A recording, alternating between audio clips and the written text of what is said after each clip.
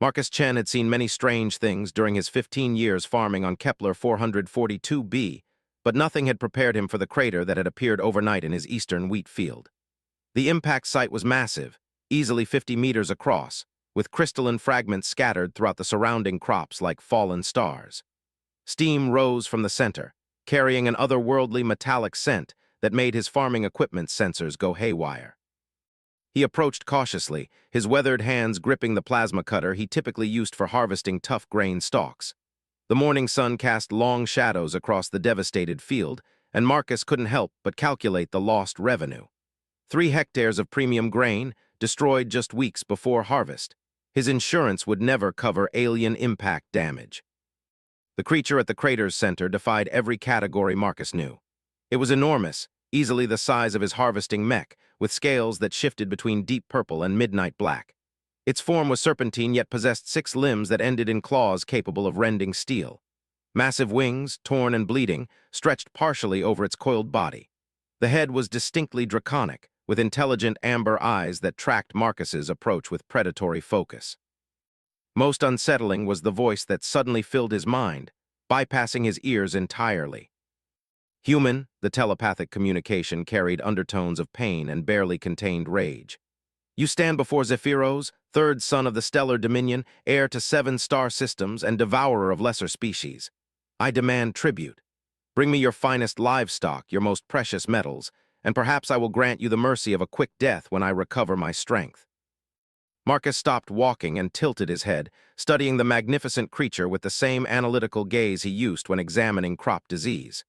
The dragon's breathing was labored, and several of its scales were cracked, leaking what appeared to be luminescent blood.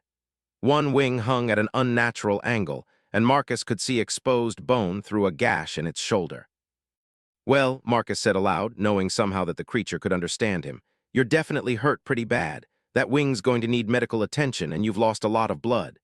He set down his plasma cutter and pulled out his field medical kit, designed for treating injured livestock. "I don't have any precious metals to speak of, and my livestock are just chickens and goats, but I've got some high-protein grain mash that might help, and I think I can patch up some of those wounds." The dragon's mental voice carried confusion alongside indignation.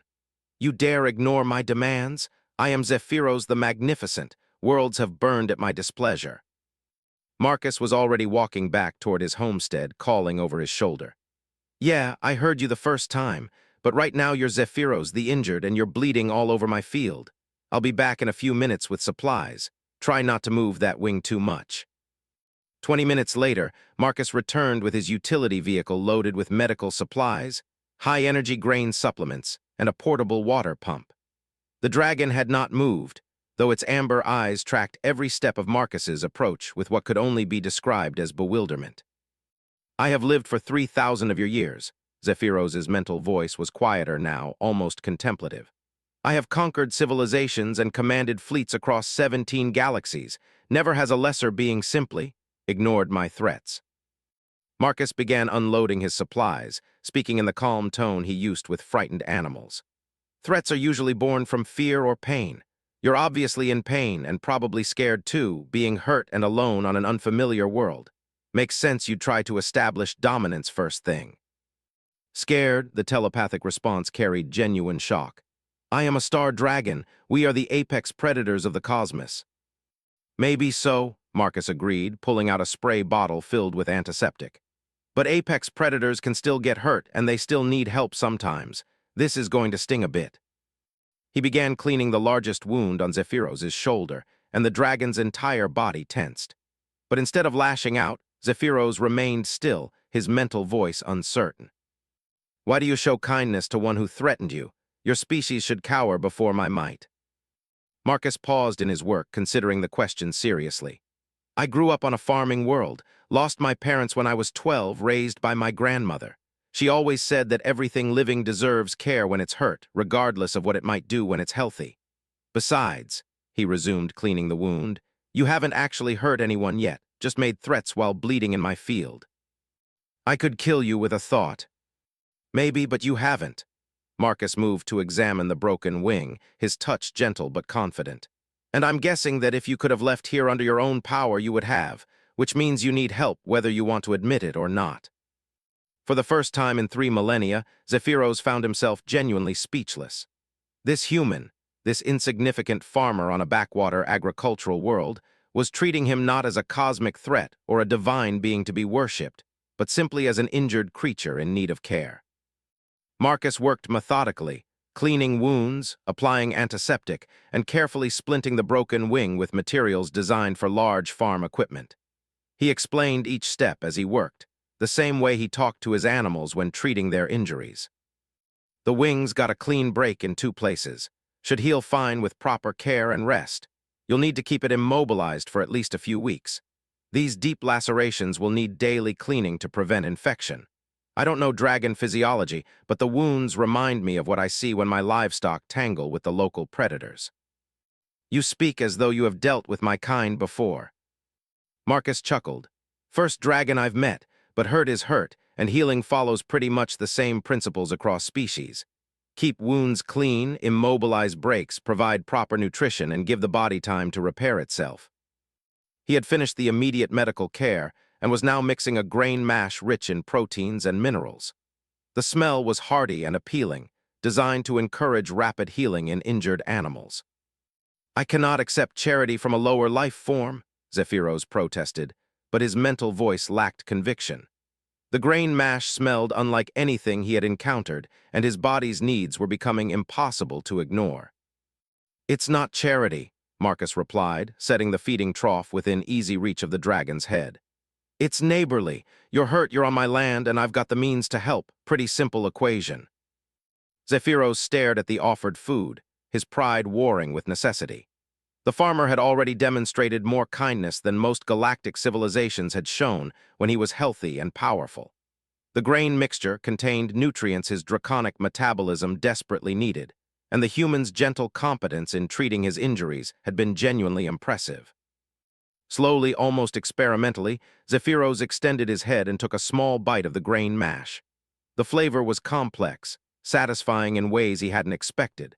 Within moments, he was eating with undisguised hunger, his body crying out for the sustenance after days of flight and injury. Marcus watched with satisfaction, the same expression he wore when successfully nursing a sick animal back to health. That's better. You'll need to eat regularly while you heal. I'll check on you twice a day and change those bandages.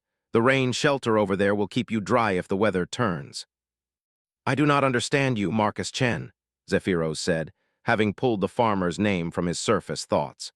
Your species is listed in the galactic databases as primitive, barely space-capable, of no significant threat or value to the greater cosmos. Marcus was packing up his medical supplies, already planning the next day's care routine. Maybe that's the problem with those databases. They're measuring the wrong things. What do you mean? Well, Marcus shouldered his equipment pack. Seems to me that measuring species by their threat level or their value to others misses the point entirely.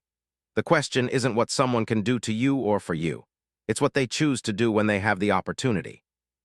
The dragon pondered this as the farmer walked away, leaving him comfortable, fed, and cared for without asking for anything in return. In 3,000 years of existence, Zephyros had commanded respect through fear, demanded tribute through force, and earned worship through displays of power. But this simple farmer had shown him something entirely different. Marcus Chen had shown him kindness without expecting anything in return, competence without arrogance, and strength that came not from the ability to destroy, but from the choice to heal. For the first time since his exile began, Zephyros felt something other than rage or despair. He felt curiosity about this strange species that measured worth in terms of compassion rather than conquest. As the alien sun set over Kepler 442b, casting the farm in warm golden light, the cosmic predator found himself looking forward to the farmer's return. Not because he demanded tribute or feared punishment, but because Marcus Chen had shown him a kind of power he had never encountered before. The power of choosing kindness when you could just as easily choose indifference. The power that, unknown to both of them, would soon reshape the galaxy's understanding of strength itself. 3 days had passed since Zephyros's crash landing, and the dragon's recovery had been remarkable. Marcus arrived each morning and evening with fresh food, clean water, and medical supplies. He worked with quiet efficiency, changing bandages, checking healing progress, and maintaining a steady stream of conversation that Zephyros found increasingly fascinating. "The protein levels in this batch are higher," Marcus explained as he set down the morning feeding trough. "Your scales are starting to regain their luster, which tells me your body's finally catching up on basic nutrition. How's the wing feeling?" Zephyros carefully flexed the splinted appendage, surprised by the reduction in pain. "Better than I expected. Your primitive medical techniques are proving surprisingly effective." "Primitive maybe, but time-tested. My grandmother used similar methods for injured livestock for 60 years. Marcus began his daily inspection of the major wounds, noting with satisfaction how cleanly they were healing. "Speaking of which, I've been curious about something. You mentioned being exiled. What does it take to get a cosmic apex predator kicked out of his own territory?" The question stirred painful memories, but Zephyros found himself oddly willing to share with this peculiar farmer. Over the past 3 days, Marcus had demonstrated trustworthiness in ways that challenged everything Zephyros understood about lesser species. "My kind, the star dragons, have ruled the galactic core for 50,000 years. We are the enforcers of cosmic law, the arbiters of interstellar disputes, the guardians of the ancient ways." Zephyros's mental voice carried both pride and bitterness. "Each dragon maintains dominion over multiple star systems, ensuring that younger species do not destabilize the galactic order." Marcus nodded thoughtfully as he applied fresh antiseptic to a healing gash. "Sounds like a big responsibility. How do you decide what constitutes destabilization?" "Through strength, tradition, and absolute adherence to the old codes. A species proves its worth through conquest, technological advancement, and submission to dragon authority. Those who fail to meet our standards are contained." "Contained how?" Zephyros hesitated, recognizing that Marcus would likely disapprove of traditional dragon methods. "Resource restriction, technological limitations, population controls. Some species are relocated to less hospitable worlds. Others are simply eliminated if they prove too disruptive." Marcus's hands never paused in their careful work, but his tone became more serious. "And you disagreed with some of these decisions?" "The Zelani," Zephyros said quietly. "A species in my territory that developed faster-than-light communication without achieving military dominance. The Council of Dragons declared them a threat because their communication technology could unite resistance movements across multiple systems. The order was given for their elimination." "But you didn't follow orders." "I investigated first." Zephyros's mental voice grew stronger, more confident. "I spent months among the Zelani observing their culture. They were not warriors or conquerors. They were teachers, philosophers, agricultural specialists. Their faster-than-light communication was being used to share farming techniques, medical knowledge, and artistic expression across the galaxy." Marcus had finished the medical check and was now mixing a new batch of grain supplement. "Sounds like they were making the galaxy a better place." "That was precisely my conclusion. When I refused the elimination order and formally protested the Council's decision, I was declared rogue. My titles were stripped, my territories reassigned, and I was banished from the galactic core." The dragon's amber eyes fixed on Marcus with newfound respect. "The Zelani still live because I chose to protect them, much as you chose to help me despite my threats." "Seems like you made the right choice," Marcus said simply. "Takes real strength to stand up to your own people when they're wrong." "The Council would disagree. They sent hunters after me, other dragons loyal to the old ways. I have been fleeing for 2 standard years, fighting running battles across the Outer Rim. My crash here was the result of engine damage from my latest encounter with Council forces." Marcus had been listening while preparing the morning feed, but something in Zephyros's account triggered his analytical farmer's mind. "Wait a minute. You said the Council makes decisions about resource allocation, population control, and technological advancement across multiple star systems." "Yes, the dragons have maintained galactic stability for millennia through these methods." "And how's that working out? I mean, are the systems under dragon control thriving? Are people fed, healthy, advancing in ways that improve their lives?" Zephyros paused, the question hitting him unexpectedly. "The systems are stable, order is maintained, the ancient ways are preserved." "That's not what I asked." Marcus's tone carried the same gentle persistence he used when trying to understand a problem with his crops. "Are the people better off under dragon rule than they were before? Are they happier, healthier, more prosperous? For 3,000 years, Zephyros had never questioned the fundamental assumption that dragon rule was inherently beneficial. Stability and order were goods unto themselves, requiring no further justification. But Marcus's simple questions forced him to confront uncomfortable truths. I do not know. We measure success by compliance and stability, not by individual welfare. Marcus set down the feeding trough and settled onto a nearby rock, studying the massive dragon with the same thoughtful expression he used when solving complex agricultural problems. Can I tell you something about farming? Please. When I first inherited this land, I tried to run it the way the agricultural manuals said I should. Maximum efficiency, perfect crop rotation schedules, every variable controlled and optimized for yield. And you know what happened? I assume it was successful. It was a disaster. The soil became depleted, pest problems spiraled out of control, and my yields dropped every season. I was so focused on controlling everything that I forgot the basic principle of agriculture. Which is, you don't control a farm, you partner with it. You work with the natural systems, support them, enhance them where you can. But ultimately, you're just one part of a larger ecosystem. The moment you try to dominate rather than collaborate, everything starts to break down.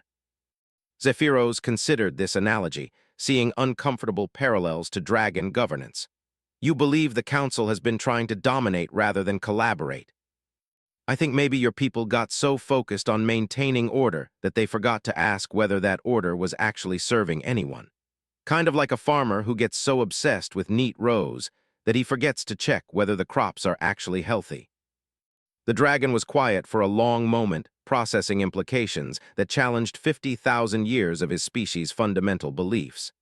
If you are correct, then the council's methods are not just harsh, but counterproductive. Maybe, but here's the thing that really interests me. Marcus stood and began his daily inspection of the crater site, checking for any signs of instability. You figured that out on your own when you met the Zelani. You saw a system that was working, recognized it was beneficial, and chose to protect it even when it cost you everything. That tells me you've already got better instincts about governance than your council does. The council would say, I was corrupted by exposure to lesser species. The council sounds like they've never actually got their hands dirty trying to make anything grow. Marcus's voice carried a hint of ironic amusement. It's easy to make grand pronouncements about order and stability when you're sitting in some distant throne room.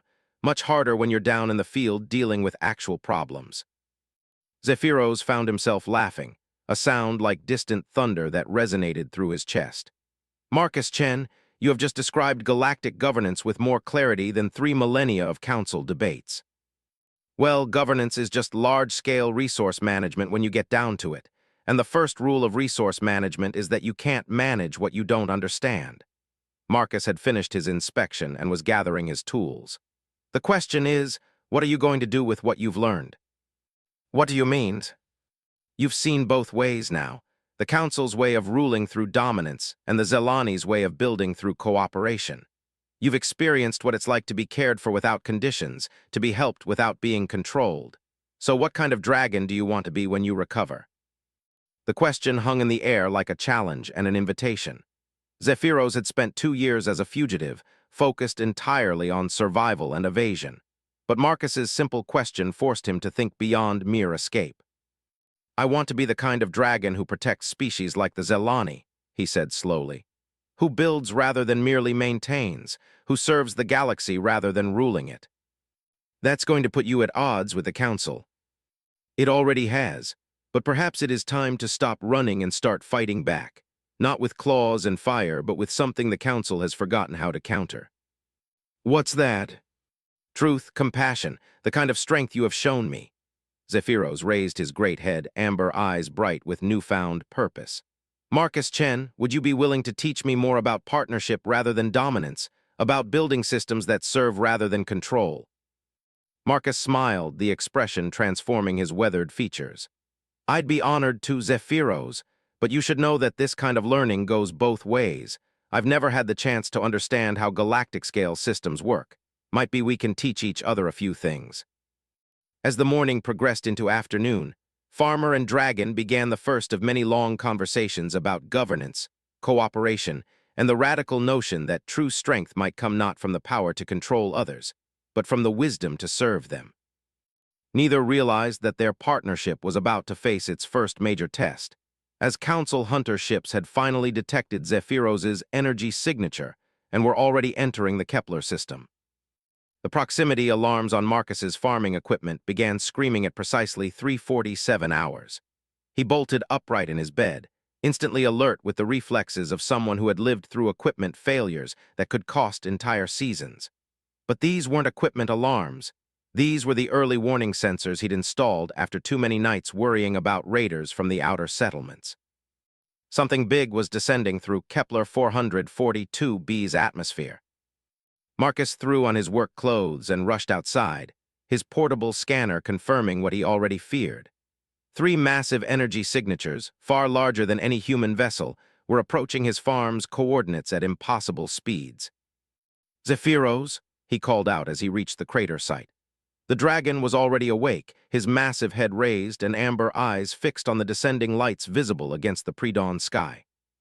"Council Hunters," Zephyros's mental voice carried grim certainty. 3 ships heavy assault class, they have found me." "Can you fly yet?" Marcus asked, though he could see the answer in the dragon's still splinted wing. "Not well enough to escape ships of that caliber, and even if I could, they would simply follow my energy trail. There is nowhere to run this time." The 3 ships settled into hovering positions around the farm, their hulls gleaming with the distinctive crystalline technology of the Star Dragons. Each vessel was roughly the size of Marcus's entire homestead, bristling with weapons that could reduce a city to ash in seconds. Brilliant spotlights erupted from their undersides, turning the night into harsh artificial day. A new voice filled both their minds, carrying the cold authority of absolute power. "Zephyros of the 7th Dominion, you stand in violation of Council Edict. Submit to immediate capture and return with us for judgment. Any resistance will be met with terminal force." Marcus felt his stomach drop as 3 figures materialized in the center of his field, transported directly from the ships above. These were dragons in their humanoid forms, tall, elegant, and radiating predatory menace. Their leader stepped forward, scales shifting from deep red to brilliant gold in the spotlight glare. "I am Drachmer, first enforcer of the Council. Zephyros, your exile is ended.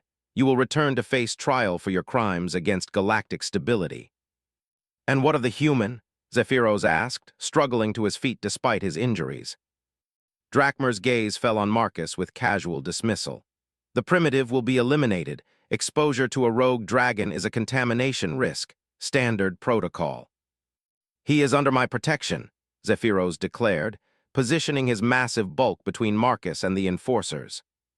"You have no authority to grant protection," the second enforcer spoke, her voice carrying Arctic contempt. "You are a rogue, stripped of all rank and privilege. This human harbored a fugitive and must face the consequences." Marcus stepped out from behind Zephyros, his hands empty but his posture steady. "Gentlemen, lady, I'm Marcus Chen, owner of this farm. I understand you have a dispute with my friend here, but I'd appreciate it if you'd conduct your business without threatening my livelihood or my life." The 3 enforcers stared at him, with amazement that quickly turned to amusement. "Friend," Drachmer laughed, the sound like grinding stone. "Human, do you understand what you have been caring for? This creature could destroy your entire world with a thought. You are less than an insect to his kind." "Maybe," Marcus replied calmly. "But he's been a good neighbor for the past week. Hasn't threatened anybody, helped me understand some interesting things about galactic politics, and he's been respectful of my property. That counts for something in my book." "Your book is irrelevant," the 3rd enforcer snarled, "as is your existence." He raised his hand, energy beginning to coalesce around his fingertips in preparation for a killing strike. But Marcus was already moving. The farmer's life had taught him that survival often depended on split-second decisions and perfect timing. He dove sideways, rolling behind his harvesting mech just as the energy bolt scorched the ground where he had been standing. His hands found the controls he knew by heart, and the massive machine roared to life. "You want to play with farm equipment?" Marcus called out through the mech's external speakers. "Let me show you what humans do when someone threatens our land." The harvesting mech was designed for cutting through the toughest grain stalks and navigating rough terrain at high speed. It was not designed for combat, but Marcus had grown up on a frontier world where the line between farming and fighting was often razor-thin. He engaged the plasma cutting array, normally used for precision harvesting, and charged directly at the three enforcers. The dragons scattered with inhuman speed, but Marcus had anticipated their movements. A lifetime of tracking escaping livestock had taught him how fast creatures moved when panicked. The plasma cutter caught the third enforcer across the shoulder, spinning him around and eliciting a roar of pain and outrage. Marcus used the mech's harvesting arms to scoop up a load of loose soil and rocks, flinging the debris at Drachmer while simultaneously deploying chaff countermeasures designed to confuse bird pests. "Impossible," the female enforcer shouted as she found herself temporarily blinded by the metallic chaff. "How is a primitive achieving tactical advantage?" Marcus was already answering with actions rather than words. He triggered the mech's emergency beacon, originally intended to call for help during equipment failures, but modified it to broadcast on all frequencies simultaneously. The electronic shriek would interfere with the dragons' ship-to-ground communications and possibly disrupt their energy weapons. "Zephyros," Marcus called out while using the mech's manipulator arms to tear chunks of crystal technology from the nearby crater. "These pieces from your ship, what happens if I overload them?" "They will explode with considerable force," Zephyros replied, understanding immediately. "But Marcus, you cannot hope to defeat three enforcers with farming equipment." "Maybe not," Marcus agreed, attaching the crystal fragments to his mech's power coupling. "But I can make them reconsider their tactics." The improvised explosive detonated just as Drachmer attempted to flank the harvesting mech. The blast sent the first enforcer tumbling across the field, his golden scales scorched and his dignity severely damaged. More importantly, the explosion created a cloud of ionized particles that would make energy weapon targeting extremely difficult. Marcus pressed his advantage, using every trick he had learned from 15 years of coaxing maximum performance from temperamental machinery. He dropped smoke canisters designed for pest control, creating additional visual cover. He activated soil aerators that sent geysers of dirt into the air, further confusing the enforcer's enhanced senses. But it was his next move that truly stunned the ancient cosmic predators. Marcus began talking, not threatening or boasting, but speaking with the calm authority of someone who had spent decades solving complex problems under pressure. "Drachmer, your tactical formation assumes aerial superiority and technological advantage. But you're fighting in my field with my equipment under my conditions. You're used to enemies who fight your kind of fight." He punctuated his words by launching a spread of fertilizer pellets that burst into choking chemical clouds when they hit the ground. "You're thinking like conquerors instead of problem solvers.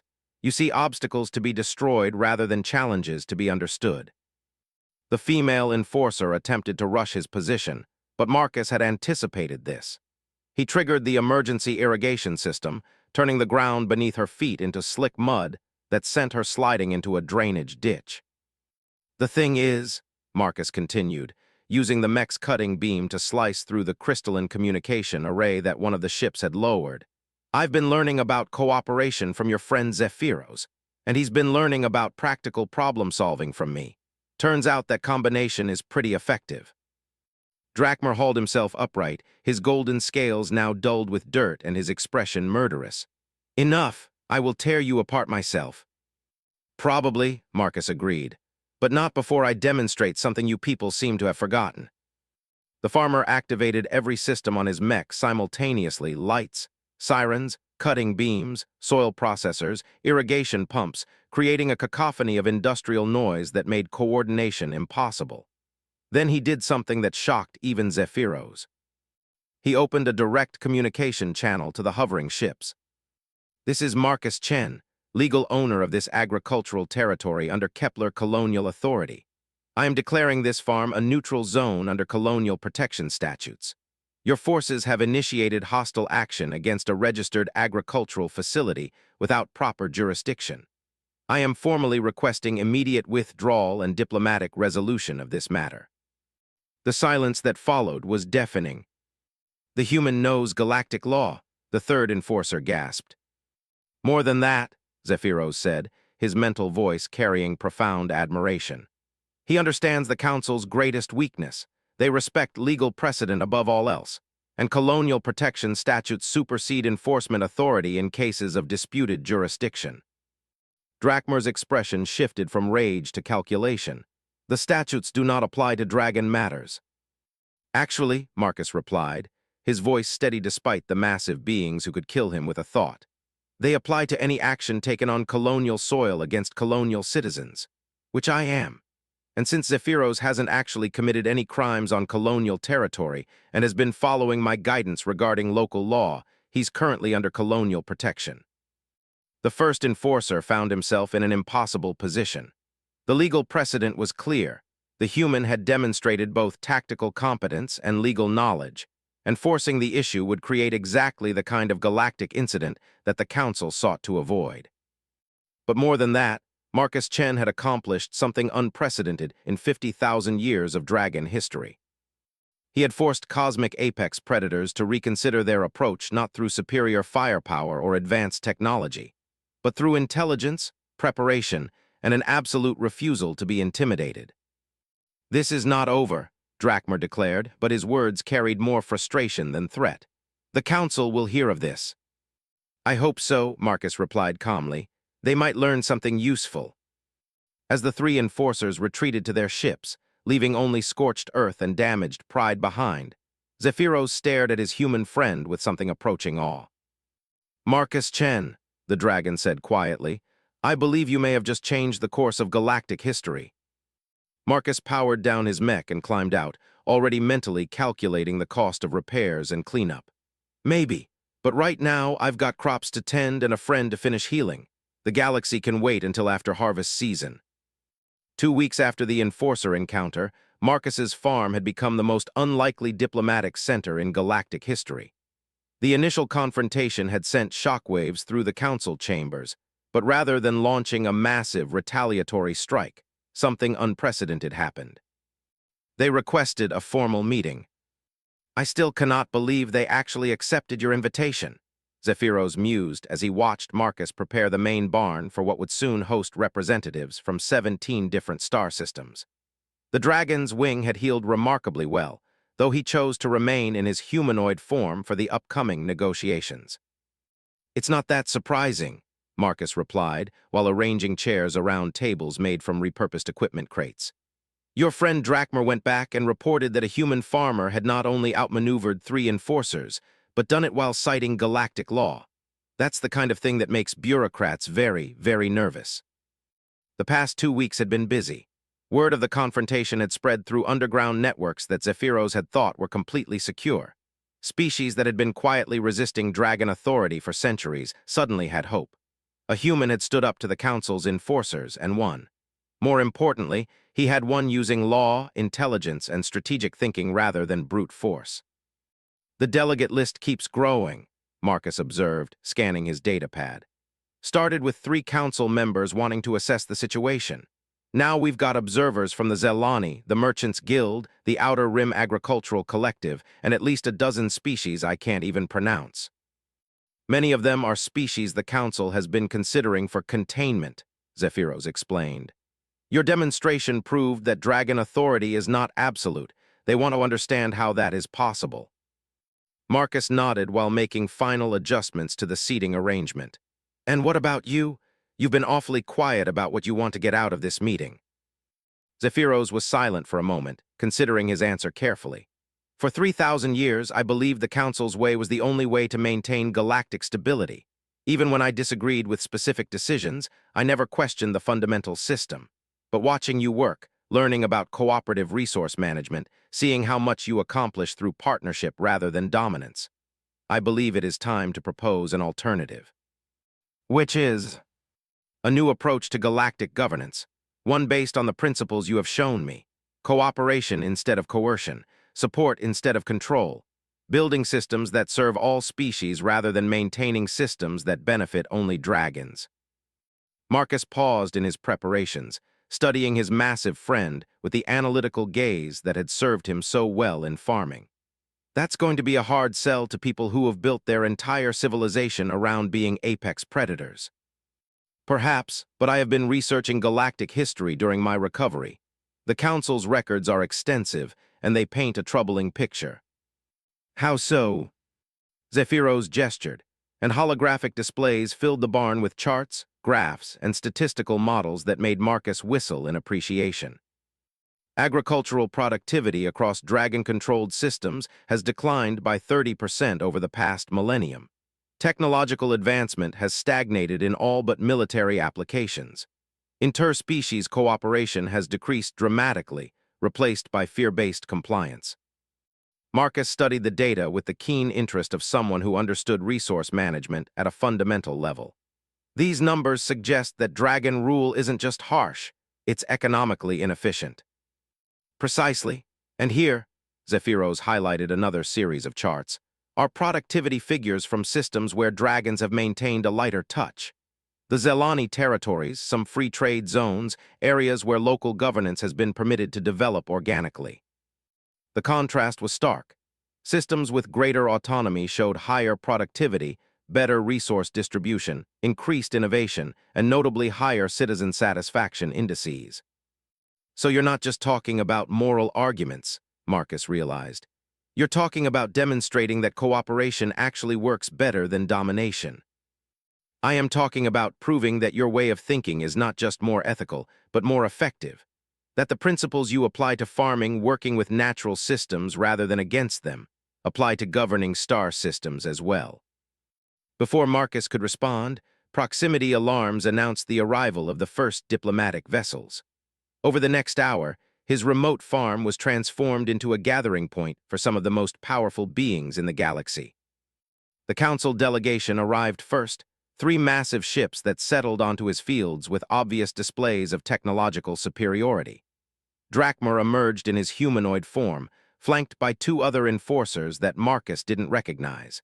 Their expressions ranged from barely controlled hostility to grudging curiosity.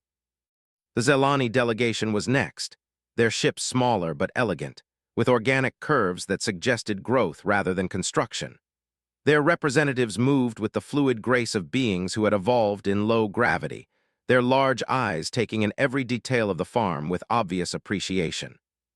As more delegations arrived, Marcus found himself greeting representatives from species he had only heard about in stories. Crystalline beings who communicated through harmonic resonance.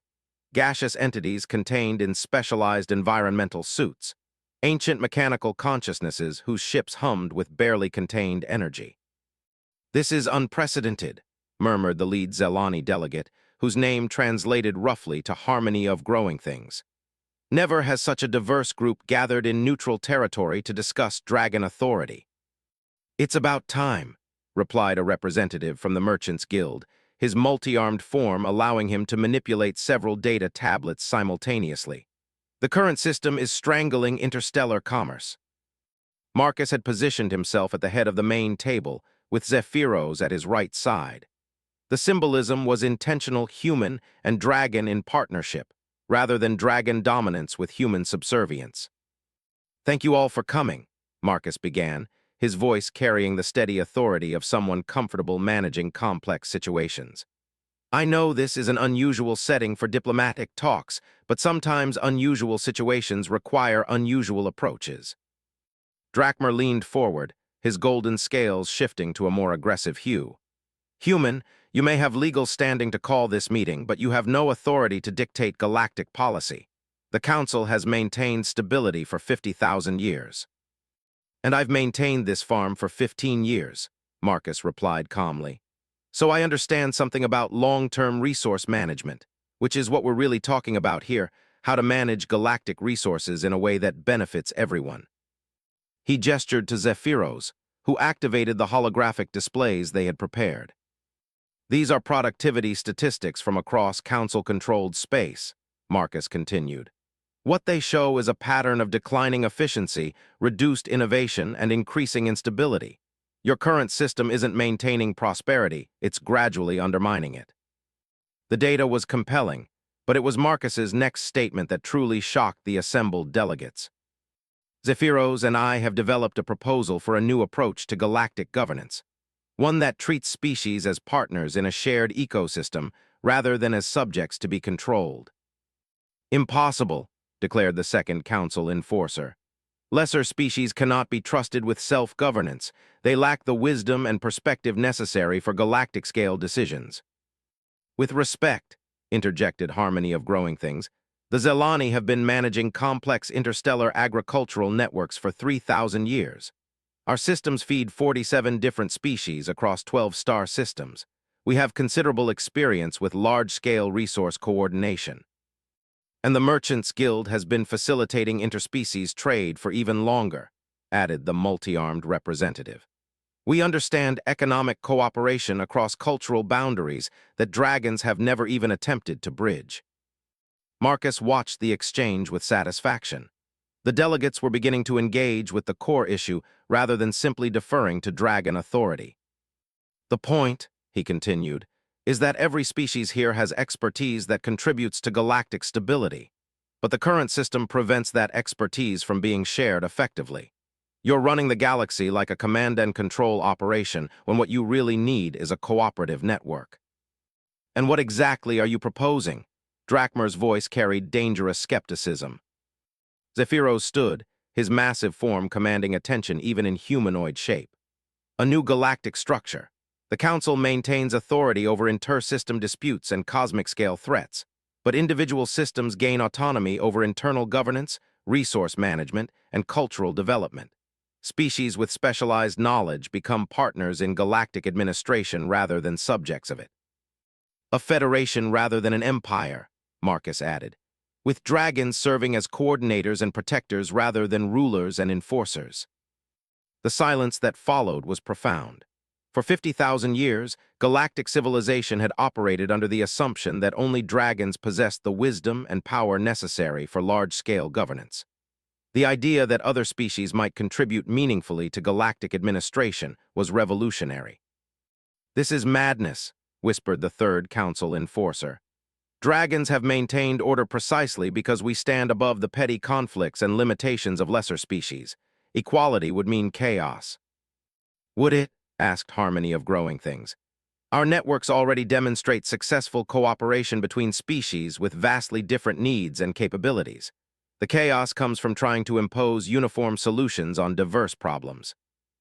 Marcus pulled up another series of displays, these showing projections based on cooperative resource management models. "If we implement partnership-based governance in test systems, I project we'd see 30% increases in agricultural productivity within 5 years, 40% improvements in technological development, 60% reductions in interspecies conflicts." "You would risk galactic stability on projections," Drachmer demanded. "I would risk stagnation on tradition," Marcus replied. "The question isn't whether change is risky. The question is whether continuing on the current path is sustainable." As the debate continued late into the night, something remarkable began to emerge. Species that had been isolated by dragon policy started recognizing common interests. Trade relationships that had been restricted by bureaucratic oversight showed potential for expansion.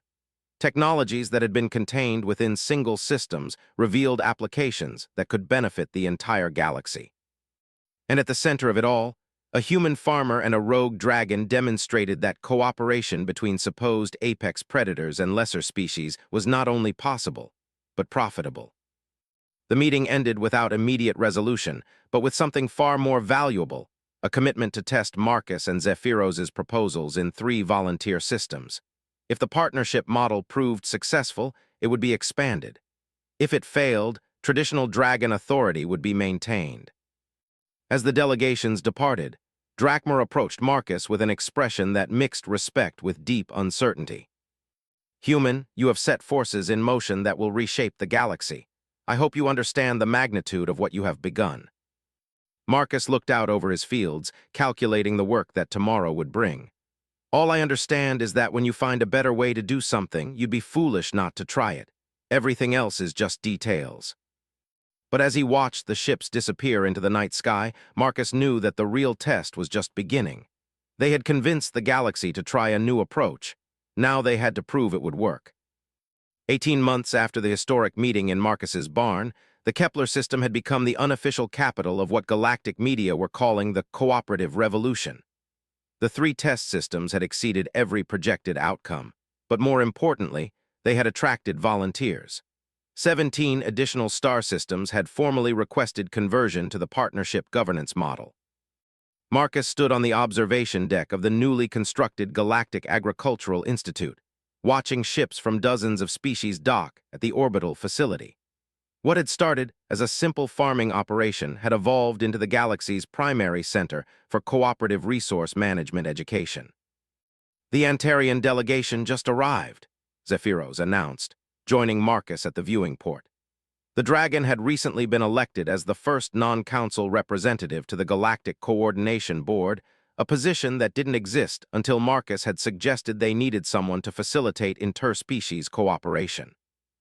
"How many does that make for this quarter's symposium?"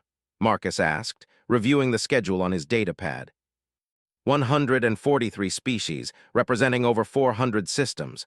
We've had to expand the facilities twice just to accommodate the applications. Zephyros's mental voice carried pride mixed with amazement. "Marcus, when you agreed to teach me about partnership farming, did you envision this?" Marcus chuckled, the sound echoing in the vast observation chamber. "I thought I was helping an injured neighbor. Everything since then has been improvisation." That was not entirely true. Over the past months, Marcus had proven to have remarkable intuition for large-scale system management. His background in agricultural logistics translated seamlessly to interstellar resource coordination, and his talent for identifying symbiotic relationships between different species had revolutionized trade negotiations. "The Council has requested another formal meeting," Zephyros mentioned, his tone carefully neutral. "Opposition or cooperation this time?" "Both, I believe. The traditionalist faction still considers our work a threat to galactic stability, but the pragmatist faction is finding it difficult to argue with our results." The results were indeed difficult to dismiss. Agricultural productivity in cooperative systems had increased by an average of 42%. Technological advancement had accelerated dramatically as species began sharing research freely. Most significantly, interspecies conflicts had dropped by 70% as trade partnerships replaced resource competition. "What does Drachmer think?" Marcus asked. The first enforcer had become an unlikely ally, gradually convinced by statistical evidence that cooperation produced better outcomes than coercion. He has been quietly implementing cooperative principles within his own enforcement territories. Preliminary results suggest significant improvements in both efficiency and civilian satisfaction. And the other council members? Divided, 3 support expansion of the partnership model, 4 oppose it completely. 2 remain undecided, waiting to see long-term stability data. Marcus nodded thoughtfully. "Then we need to give them data they can't ignore. What's the status on the hegemony border proposal?" The hegemony border represented the ultimate test of cooperative governance. For 3,000 years, the region had been locked in constant low-level warfare between 6 different species, competing for control of valuable mineral resources. Traditional dragon intervention had involved dividing the territory and imposing quotas that satisfied no one. Marcus and Zephyros had proposed something radically different: a cooperative mining and processing operation jointly managed by all 6 species, with profits shared based on contribution rather than military dominance. "The preliminary agreements are in place," Zephyros reported. "All 6 species have agreed to the trial period. Initial resource surveys suggest that cooperative mining could increase total mineral extraction by 300% while providing each species with more resources than they currently obtain through territorial competition." "Any problems with implementation?" "The usual concerns about security and cultural differences. But the Zelani have agreed to provide coordination expertise, and the Merchants Guild is handling logistics. The Antarians want to contribute their manufacturing capabilities to the processing facilities." Marcus smiled, watching another ship dock at the Institute. "You know what this means, don't you? That we have created a successful model for resolving territorial disputes through cooperation rather than conquest. More than that, we've demonstrated that the galaxy doesn't need apex predators to maintain stability. It needs facilitators, coordinators, partners who help species work together instead of keeping them apart." This realization had profound implications for dragon civilization.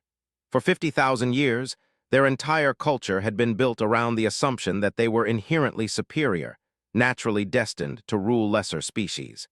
The success of cooperative governance challenged that fundamental belief. Speaking of which, Marcus continued, there's something I've been meaning to discuss with you.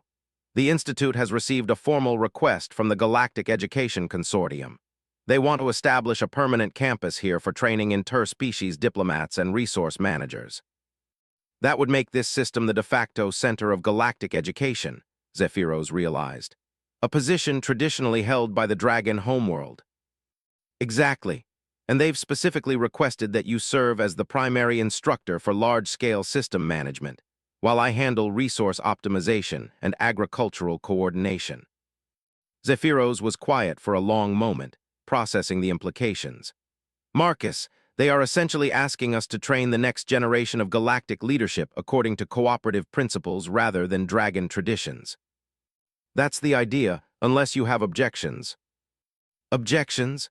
Marcus, you are offering me the opportunity to help reshape galactic civilization around principles of partnership and mutual benefit rather than dominance and control. It is exactly what I hoped for when I first asked you to teach me about cooperation. Good, because there's one more thing. Marcus pulled up a holographic display showing proposed organizational charts. The Education Consortium has also extended formal invitations to establish satellite campuses in every cooperative system. If we accept, we'd be creating a galaxy-wide network of institutions dedicated to teaching cooperative governance and resource management. The scale was breathtaking. Within a generation, the majority of galactic leaders would be trained in partnership principles rather than traditional dominance models. The change would be gradual but inevitable. The Council will never accept such a fundamental shift, Zephyros warned. They won't have to. We're not challenging their authority directly, we're just demonstrating better alternatives and letting results speak for themselves. Eventually, even the most traditional dragons will find it hard to argue with success. Before Zephyros could respond, Marcus's communication system chimed with an urgent message. The sender identification made both of them freeze. High Council of Dragons Priority Alpha Communication. Marcus accepted the transmission, and the observation deck filled with the imposing holographic presence of 9 ancient dragons in their full cosmic forms. These were beings who had ruled the galaxy since before human civilization existed, creatures of such power that their casual thoughts could reshape solar systems. Marcus Chen of Kepler 442b, the central figure spoke, its mental voice carrying the weight of millennia. I am Cosmos Render, Supreme Coordinator of the High Council. We request immediate audience to discuss the implications of your innovations. I'm honored by your attention, Supreme Coordinator. I'd be happy to meet with the Council at your convenience. We prefer to meet here, in this place you have created. We wish to observe these cooperative systems firsthand before rendering final judgment on their viability. Marcus exchanged glances with Zephyros. A visit from the entire High Council was unprecedented and potentially very dangerous. These were beings who had never compromised, never questioned their own authority, and never admitted that lesser species might have valid contributions to galactic governance. Of course, when would be convenient for your visit? We arrive in 3 standard hours. Prepare your most compelling evidence for the superiority of cooperative governance. If you cannot convince us, the partnership experiment ends permanently. The transmission terminated, leaving Marcus and Zephyros alone with the weight of galactic history hanging between them. 3 hours to convince 9 ancient cosmic entities that everything they've believed for 50,000 years is wrong, Marcus mused. No pressure there. Marcus, these are beings who consider the lifespan of stars to be brief. They do not change their minds easily or ever. What they are really offering is an opportunity to surrender gracefully before they dismantle everything we have built. Maybe they're curious why a farming system that shouldn't work is producing better results than their empire. Either way, we've got 3 hours to make the case that cooperation is stronger than domination. And if we fail? Marcus looked out at the bustling orbital facility, at ships from dozens of species working together on projects that would have been impossible under traditional dragon rule, at the physical proof that partnership could indeed replace dominance. Then we failed trying to build something better. But Zephyros, look around you. Look at what we've accomplished in less than 2 years. Species that had never spoken to each other are now research partners. Trade networks that Dragon policy kept separate are creating prosperity nobody thought possible. Young beings from dozens of worlds are learning to solve problems through cooperation rather than conquest. He turned to face his massive friend, his expression determined. We haven't just created better agricultural systems or more efficient trade networks. We've proven that the galaxy doesn't have to be ruled by fear. That's not the kind of thing you can just sweep away, even if you're an ancient cosmic entity. You believe we can convince them. I believe we can show them that what we've built is too valuable to destroy, even if it challenges everything they think they know about power. Marcus began pulling up data displays, statistical models, and testimony from dozens of species. Let's spend the next 3 hours making sure our evidence is irrefutable. As they prepared for the most important meeting in galactic history, neither Marcus nor Zephyros realized that their success had already accomplished something unprecedented. For the first time in 50,000 years, the High Council was coming to lesser species as supplicants rather than conquerors, seeking to understand rather than to judge. The galaxy was about to discover whether wisdom could triumph over tradition, whether cooperation could prove stronger than control, and whether a farmer from a remote agricultural world had truly shown cosmic predators a better way to manage the stars. The answer would reshape civilization itself.